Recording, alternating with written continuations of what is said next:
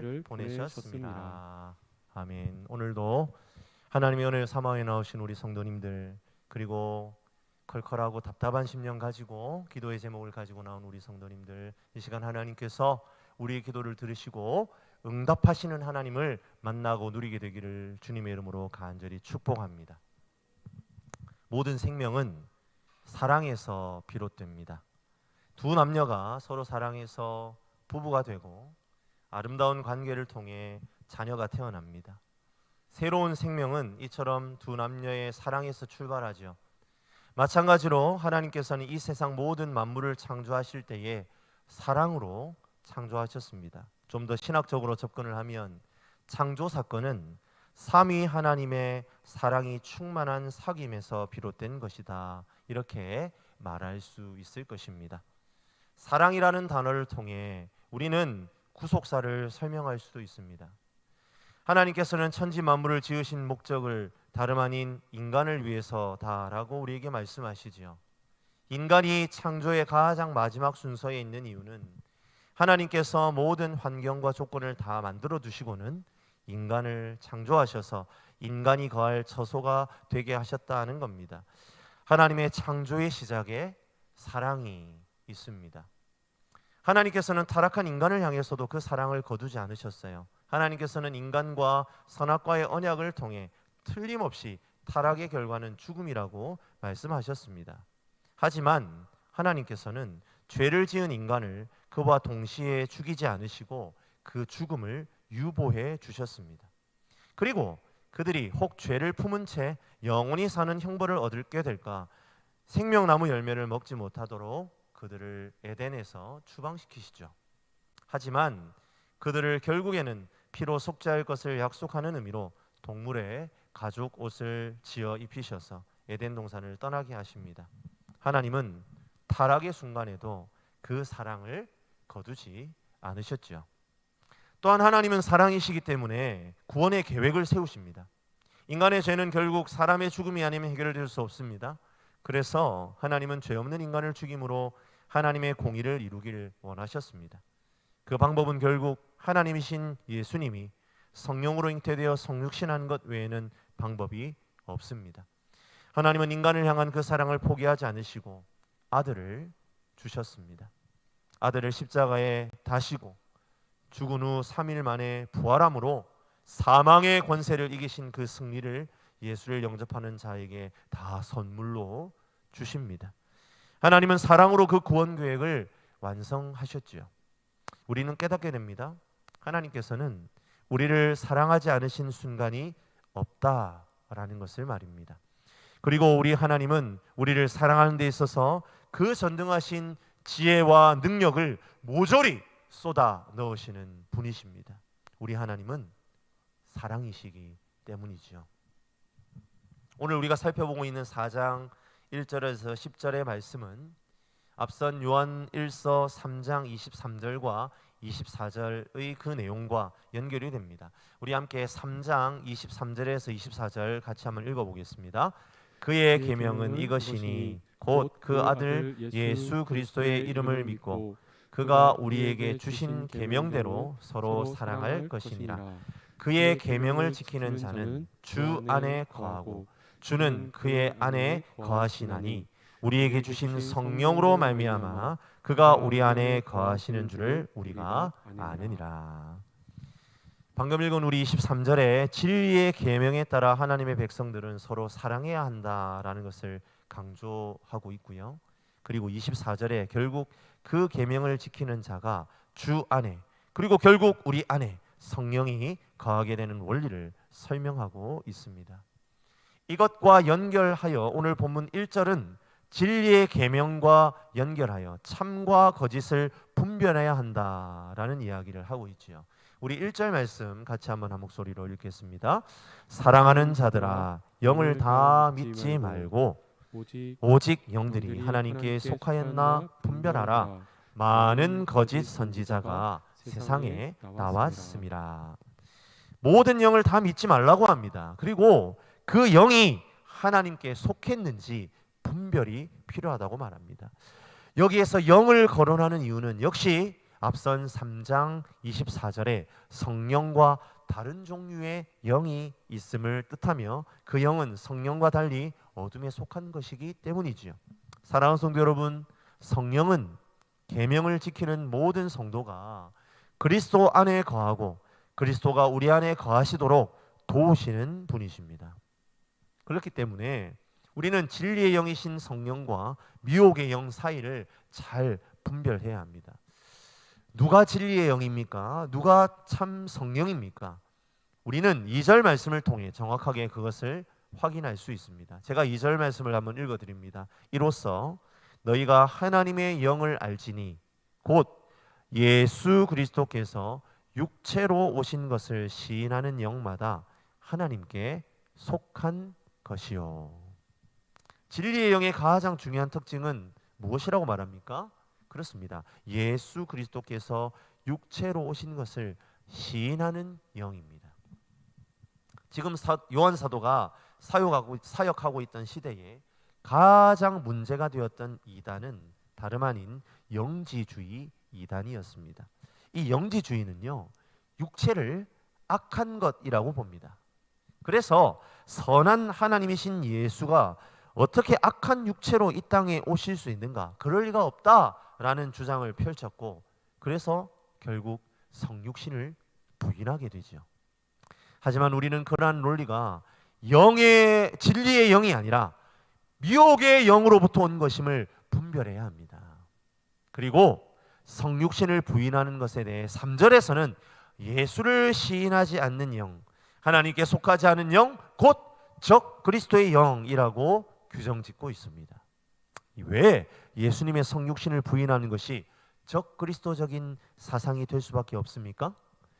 육체로 오신 예수님을 부인하는 순간 예수님은 사변적이고 관념적이고 가현적인 존재가 되어버리기 때문입니다.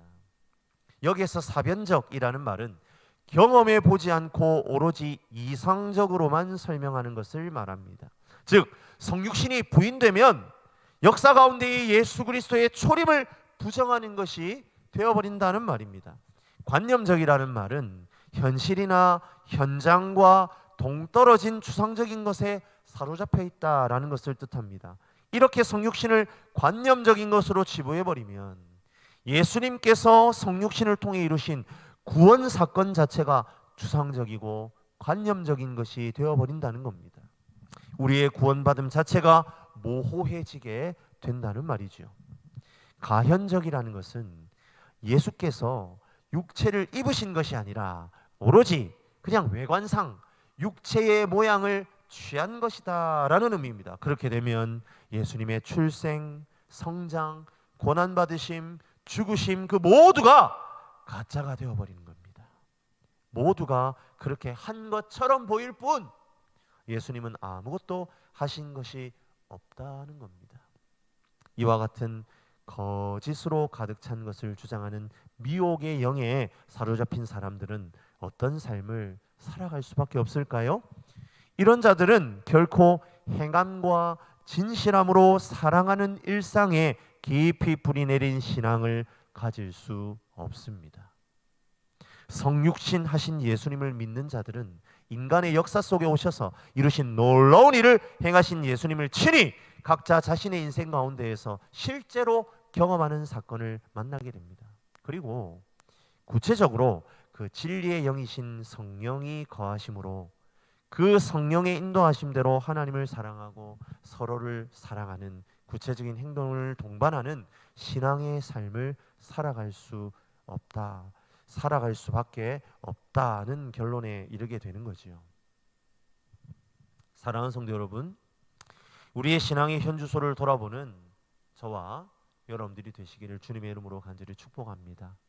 우리는 하나님의 사랑이라고 생각하면 그것을 추상적인 개념으로 생각할 때가 너무나 많습니다. 하지만 오늘 말씀을 통해 우리는 깨달아야 합니다. 하나님의 사랑은 매우 구체적이고 손에 잡히는 그 무엇이다라는 사실을 말이죠. 하나님께서는 당신의 사랑이 얼마나 구체적인 것이고 눈에 보이는 것인지를 가르쳐 주시기 위해 아들을 사람으로 이 세상에 보내셨습니다. 우리는 그 아들의 헌신과 순종으로 구원받은 사람입니다. 구원 사건은 구체적인 사건입니다. 그러하기에 하나님은 우리의 삶에 구체적인 사랑을 보이기를 원하십니다. 우리의 사랑은 어떻게 구체적으로 드러날 수 있습니까? 어떻게 구체적으로 적용될 수 있을까요? 그것은 각자의 형편에 따라 다른 것이지만 중요한 것은 구체적으로 사랑의 증거가 우리의 삶에 적용되어야 한다는 겁니다. 그 증거로 저는 내가 정말 소중하게 여기는 것이 나누어지고 있는가에 달려있다라는 점을 한번 말씀드리고 싶습니다. 이 시간 이 자리를 시간을 내어서 나오신 우리 성도님들, 그리고 혹 지금 인터넷을 통해서 영상으로 예배드리고 있는 우리 성도님들 한번 여쭤보고 싶어요. 어떠십니까? 지금 정말 나에게 소중한 것들이, 내가 정말 소중하다 여기는 것들이 다른 누군가에게 나누어지고 있는 그 현실 가운데에 살아가고 계시나요? 예를 들어 내가 돈을 소중히 여긴다면 나는 구체적인 사랑의 증거로 그 돈을 누군가에게 흘려보내는 삶을 살고 있는지 점검해 보아야 합니다. 나의 삶에서 나 또는 내 가족의 울타리를 나의 돈이 넘어서 누군가에게 가고 있지 못하다면 우리는 깨달아야 합니다. 내가 하나님으로부터 받은 사랑이 구체적인 삶에서 적용되지 않고 있음을 말입니다. 구체적인 헌신으로 주님께 나아가는 저와 여러분이 되시기를 주님의 이름으로 간절히 축복합니다. 사도 요한은 4절부터 6절의 말씀을 통해 이번에는 누가 가르쳤는가라는 기준을 따라 진리의 영과 미혹의 영을 구별할 것을 요청하고 있습니다. 4절부터 6절 말씀에서 자녀들과 그들이 서로 대조를 이루고 있죠. 먼저 자녀들은 지금 요한 사도가 보내고 있는 이 편지를 읽고 있는 독자들, 좀 더 정확하게 말하자면 사도 요한의 가르침으로 하나님의 자녀가 된 자들을 말합니다. 그리고 5절의 그들은 다름 아닌 거짓 교사들을 말하지요. 우리 5절입니다. 한 목소리로 같이 한번 읽어볼까요? 5절입니다. 같이 읽습니다. 그들은 세상에 속한 거로 세상에 속한 말을 하며 세상이 그들의 말을 듣느니라. 사도 요한은 지금 이렇게 말하고 있는 거예요. 하나님의 자녀된 성도는 하나님께 속한 자들입니다. 이들은 세상보다 크시고 아들 예수 그리스도의 십자가의 부활을 통해 세상을 이기신 그 하나님의 승리에 참여하는 자들이죠. 그러기에 하나님의 자녀인 성도는 우리의 왕 예수 그리스도의 말을 한다는 겁니다. 예수님의 말을 한다는 거예요. 반면에 하나님 안에 속하지 않은 자, 거짓 교사들은 여전히 세상에 속해 있고 세상의 말을 합니다. 왜 성도는 예수의 말을 할 수밖에 없습니까? 예수님에게 배운 사도 요한을 통해 배웠기 때문입니다.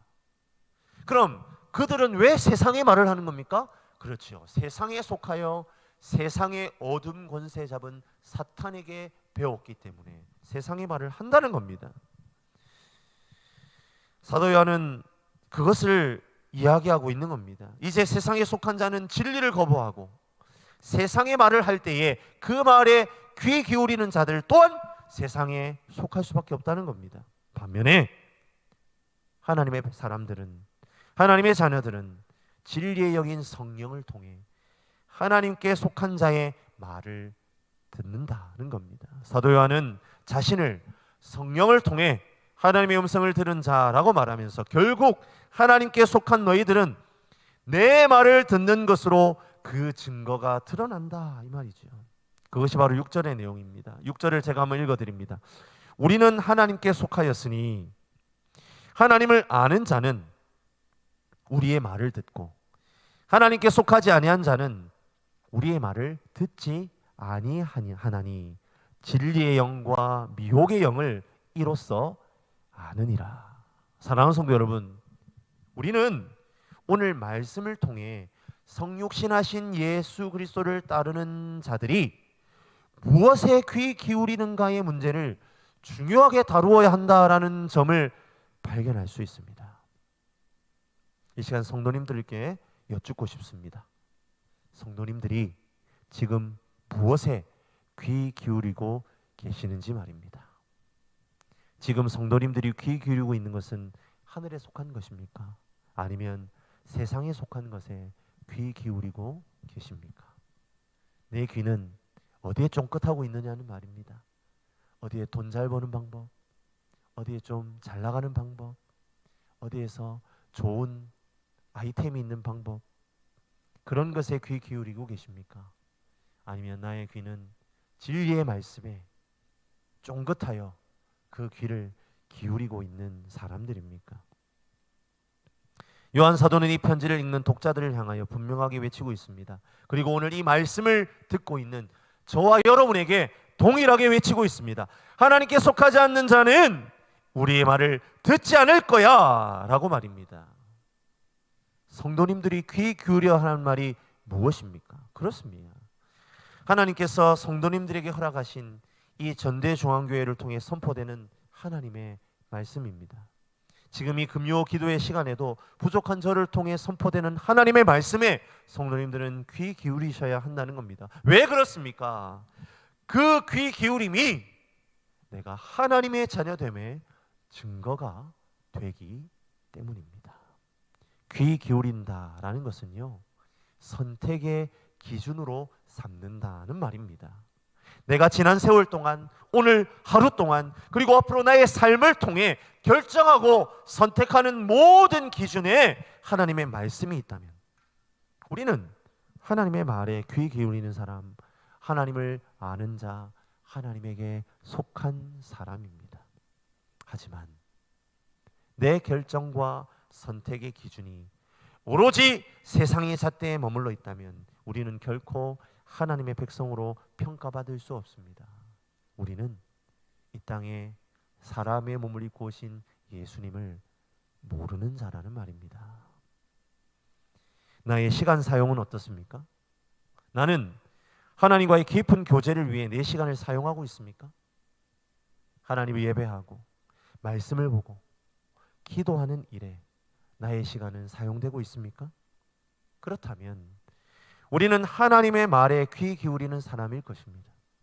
하지만 나의 시간이 하나님의 말씀에 귀 기울이는 일에 조금도 사용되고 있지 않다면 우리의 삶은 세상의 것에 귀 기울이는 삶을 살고 있다는 증거입니다. 이 시간 하나님의 말씀 앞에 스스로를 돌아보시는 저와 여러분들이 되시기를 주님의 이름으로 간절히 축복합니다. 그리고 소원합니다. 내가 참으로 하나님의 음성에 귀 기울이는 사람으로 살아야 하겠다. 그렇게 결단하며 결심하는 우리 성도님들 되시기를 주님의 이름으로 간절히 축복합니다. 이어지는 7절은 우리에게 너무나 익숙한 하나님의 말씀이지요. 우리 한번 한 목소리로 7절 말씀을 읽어볼까요? 같이 읽습니다. 사랑하는 자들아, 우리가 서로 사랑하자. 사랑은 하나님께 속한 것이니 사랑하는 자마다 하나님으로부터 나서 하나님을 알고. 이 말씀은 교회 안 다니는 사람들도 알더라고요. 그만큼 유명한 말씀입니다.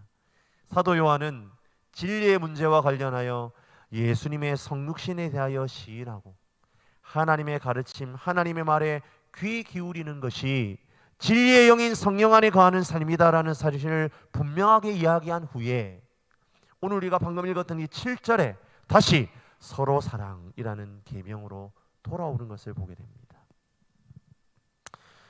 오늘은 우리가 10절까지만 읽었지만 사실 21절까지 이 서로 사랑이라는 주제가 계속 이어지는 것을 보게 됩니다. 사랑하는 성도 여러분, 왜 사도 요한은 예수님의 성육신에 대하여 인정하는 것, 그리고 하나님의 말에 귀 기울이는 것이 하나님의 백성됨, 즉 성령을 진리의 영임을 분별하는 그 잣대가 된다라는 말을 한 다음에 왜 다시 서로 사랑하는 말로 돌아오는 것일까요?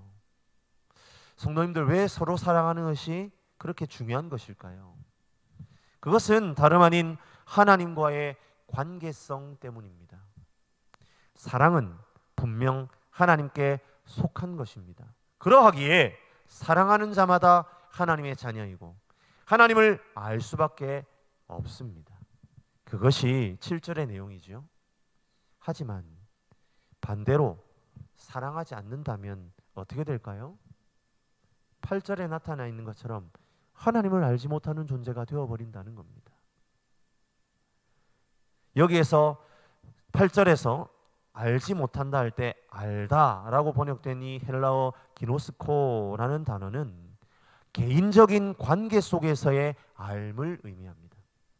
즉 하나님을 알지 못한다고 하면 하나님을 알지 못할 뿐만 아니라 하나님과 전혀 상관없는 존재로 여겨진다, 그 말입니다. 이처럼 사랑은 하나님의 자녀로 하여금 하늘 시민으로서의 소속, 하나님과의 관계성을 드러내는 통로라는 말입니다. 빛의 영역에서 하나님과의 새 언약 관계 안에 있는 사람은 당연히 그분의 계명을 따라 서로 사랑하는 것이 옳다는 말이죠. 서로 사랑함을 통해 내가 진정으로 하나님을 사랑하는 것이 증명되기 때문입니다. 또한 10절부터 9절의 말씀을 통해 요한 사도는 진리의 영인 성령이 거하는 하나님의 백성들이 서로 사랑의 계명을 이행해야 할 이유에 대해서 또한 설명합니다. 그 이유는 결론적으로 말하자면 하나님께서 요한 사도와 이 편지를 읽는 모든 독자를 포함한 전 성도들을 향하여 보여주신 하나님의 사랑이 있기 때문에 우리도 사랑의 계명을 지켜야 한다는 말이죠. 우리 함께 10절부터 9절부터 10절의 말씀을 우리 같이 한번 읽어보도록 하겠습니다. 같이 읽습니다. 하나님의 사랑이 우리에게 이렇게 나타난 바 되었으니 하나님이 자기의 독생자를 세상에 보내심은 그로 말미암아 우리를 살리려 하심이라. 사랑은 여기 있으니 우리가 하나님을 사랑한 것이 아니요 하나님이 우리를 사랑하사 우리 죄를 속하기 위하여 화목제물로 그 아들을 보내셨습니다. 아멘. 우리 방금 함께 읽은 9절부터 10절에는 하나님께서 우리에게 보여주신 그 사랑의 특징이 잘 드러나고 있어요. 먼저 우리는 전혀 하나님의 사랑을 받을 만한 자격이 없는 존재였다라는 것을 생각해야 합니다. 죄인인 인간은 결코 사랑하는 것에 관심이 없습니다. 그 증거로 가인이 아벨을 살인하잖아요. 죄인인 인간은 사랑에 관심이 없다고요. 그러하기에 우리는 도무지 하나님의 사랑을 받을 자격이나 조건을 갖추고 있지 못했다는 겁니다. 하지만 하나님께서는 그러함에도 불구하고 아들을 화목제물로 우리에게 보내시고 우리를 건져내셨습니다. 그 사랑의 핵심에는 바로 예수 그리스도가 있습니다.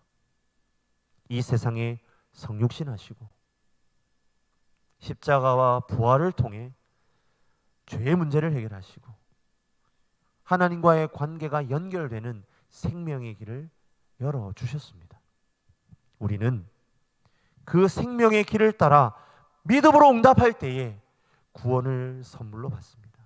결론적으로 이런 구원을 선물로 받은 우리가 해야 할 일은 무엇이라는 말입니까? 다름 아닌 사랑의 계명을 지키는 것입니다. 은혜를 받은 성도는 계명을 지킴으로 그 하나님의 사랑에 응답하는데 그 계명 중 하나가 바로 서로 사랑, 즉 수평적 사랑 나눔입니다. 사랑할 때에 더욱 하나님을 알 수 있고 세상을 사랑하지 않을 수 있습니다. 말씀을 마무리합니다. 사랑하는 성도 여러분, 오늘 이 밤에 우리가 붙잡아야 하는 것이 있습니다.